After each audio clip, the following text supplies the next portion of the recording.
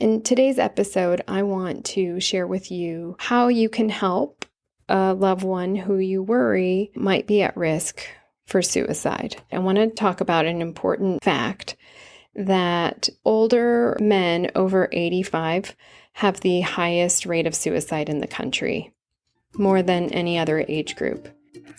I'm Dr. Regina Kett. I'm a board-certified clinical psychologist, and I specialize with older adults and families. I created the Psychology of Aging podcast to answer some of the most common questions I get about aging. Questions about mental health and wellness, changes in the brain, like with dementia, relationships and sex, caregiving, and even end of life. Like I say in my therapy groups, no topic is off topic. We just have to have a healthy way of talking about it. So if you're an older adult or caring for one, you're in the right place. Let's get started. May is Mental Health Awareness Month, and May is also Older Americans Month. So I'm making May all about mental health awareness for older adults. I mean, this is the Psychology of Aging podcast after all. So since it's Mental Health Awareness Month and Older Americans Month, I have a free guide to help older adults stay mentally well during COVID. It's called the COVID-19 Wellness Guide for Older Adults, and I'll link to it in my show notes, so go check it out. Last week, I spoke about depression in older adulthood, and I gave you tips on how to help your older loved ones who may be depressed. Today, I'm going to be talking about suicide and how to help older loved ones who may be experiencing suicidal thoughts or have suicidal concerns. I want to give a disclaimer up front that I will be talking about suicide and suicide prevention. And in doing this, I'm going to be sharing a story that was published in the New York Times in December. I know that suicide is a very, very sensitive topic. And so if this topic is triggering for you or is very intense for you, please consider whether or not it's healthy for you to listen to this particular podcast on this particular day. If you do choose to listen, please consider listening with a friend or calling a friend afterward if you need to talk about it and process it. I want to start with a family story about suicide. This is a story that was published in the New York Times in December, and I'll be referencing it and linking to it in my show notes if you want to read the story fully. But it's a story about Richard and Alma Shaver. Richard Shaver was 79 and Alma Shaver was 80. They were married for 60 years. Alma Shaver had dementia and Richard was her caregiver. Her dementia was advancing, and the story goes that Richard also had his own medical concerns, cancer, though I'm not sure that his family knew about that. And one day, Alma Shaver was sleeping, and he, as best as I think they could tell, took her life and then laid down next to her and took his own life as well. Everybody who knew them thought that they were incredibly devoted. They started dating in the 50s. They were married for 60 years. The Shavers had 3 daughters. They say that it's not the ending they would have chosen, but they won't hold it against their dad. And then the article says that the death especially stung his daughters. They were accustomed to their mom not being entirely there. They never thought their father would soon leave too. I want to just remind you, if you haven't heard my Grief and Loss During COVID episode on ambiguous loss, that's exactly what this talks about. They were accustomed to their mom not being entirely there. That is ambiguous loss. That is a loss where the person is physically there but emotionally gone or cognitively gone or difficult to connect with. And then what the daughters are saying is that was a loss that they were experiencing, but that they didn't think that they would lose their dad too. And so that's another type of grief. And then a suicide is another type of grief. It makes it complicated. The daughters also worried that in their father's final hours, that he must have felt so alone. The daughters say that they feel implored to live their lives to the fullest, worried that they might also get dementia. There are a lot of questions that come up around suicide and older adults and around euthanasia and older adults. I think that will be a conversation for another podcast episode.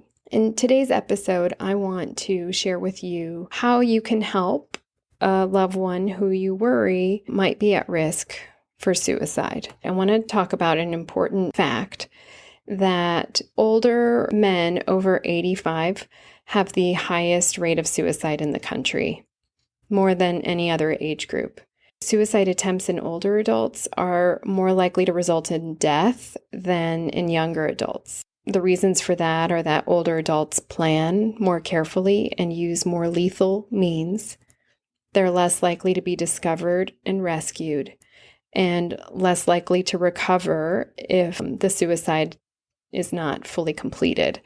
If you are worried about an older adult who's suicidal, it's appropriate and important to ask some questions like, do you feel as though life is no longer an option for you? Have you had thoughts about your own death and dying lately? Will you share those with me? Have you had thoughts about harming yourself? Are you planning to harm yourself or to take your life? What is your plan? Is there a gun in the house or a collection of pills? Are you alone very often, or who's near you? Who do you rely on? Who do you trust? And if they do share information that's concerning, there are some things you can do to help. What I want to say about asking these questions is I hear from a lot of people that they worry, but if I ask if somebody is suicidal, won't that put the thought in their head? And the answer is no. If somebody is not suicidal and you ask, they'll say something like, oh no, I would never take my life. I have so much to live for. I mean, I don't like the way my life is going now, but I would never end it. Or, I think a lot about death and dying, but I am not going to do anything. This is all in God's plan, or I'm going to let fate decide. If somebody is suicidal, they might give you a different response, like, life has been really hard for me, or I don't know what it's all worth anymore. And depending how severe or how serious their response, then there are some things you can do to intervene. You can help by removing weapons from the home. Of course, in a state of emergency, you just call 911 and you also get yourself safe. But most of the time, it's not at that level. Most of the time, the person's in a place of contemplation, and you can intervene by removing pills. Sometimes people will stockpile pills and then with the intention of overdosing on them. And so you can remove the pills or lock them up. You can remove or lock up weapons or other means. You can also reach out to your loved one's physician or mental health provider and let them know what's going on. If you're a long-distance caregiver, a long-distance family member, you can call the police for a wellness check. You can also, even if you live nearby, you can call the police for a wellness check. You can also encourage the older adult to see their primary care provider or mental health provider and talk about these symptoms and ask for an evaluation for depression. Sometimes depression, and I spoke a lot about depression and the signs of depression last week, can trigger some suicidal thoughts. Sometimes depression can be a side effect of illness or medications. And so you definitely want to have a physician review their medications and their medical problems. It also could help not only for you to call the physician or the mental health provider, but to go with your loved one to the doctor and express your concerns as well.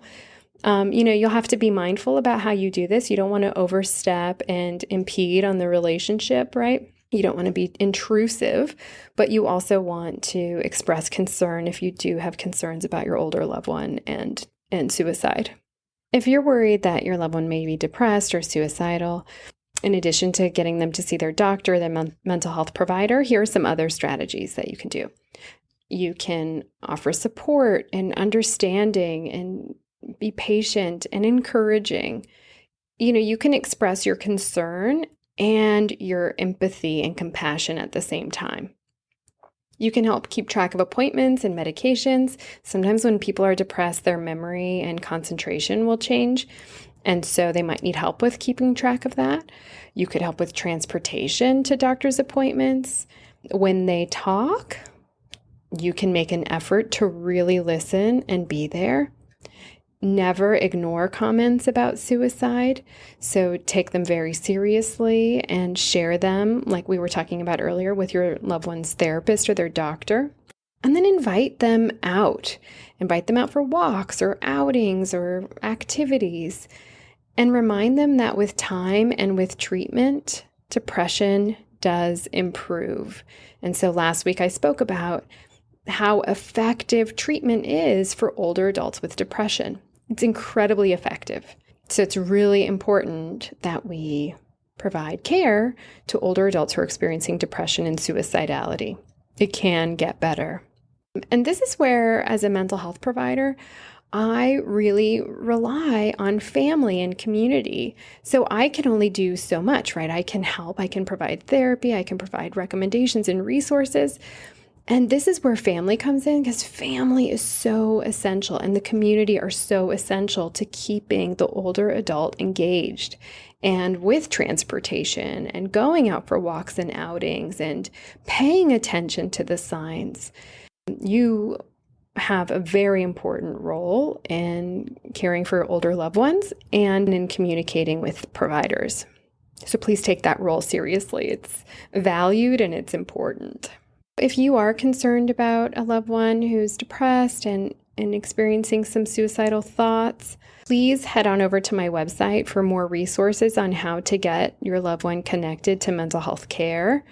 One of the best things that we can do is help older adults prevent depression by helping them live their best quality life by staying mentally well. And so to help do this, I've created a wellness guide for older adults, and specifically in light of COVID. So it's called the COVID-19 Wellness Guide for Older Adults.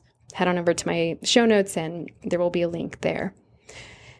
If you or someone you know is struggling with thoughts about harming yourself or harming others, please reach out to the National Suicide Prevention Lifeline at 1-800-273-8255. Again, that number is 1-800-273-8255. There are counselors standing by and ready to help. And yes, ready to help older adults. I know that this topic is a sensitive one, and so if this topic has been triggering or intense for you, please consider calling up a friend or your therapist, or if you need to, even the crisis line. I don't want you to hold this information alone and all by yourself if you're really overwhelmed or flooded or struggling. Please reach out for support. All right. If you like this episode, be sure to subscribe so you'll be the first to know when new episodes are released. And then leave a review.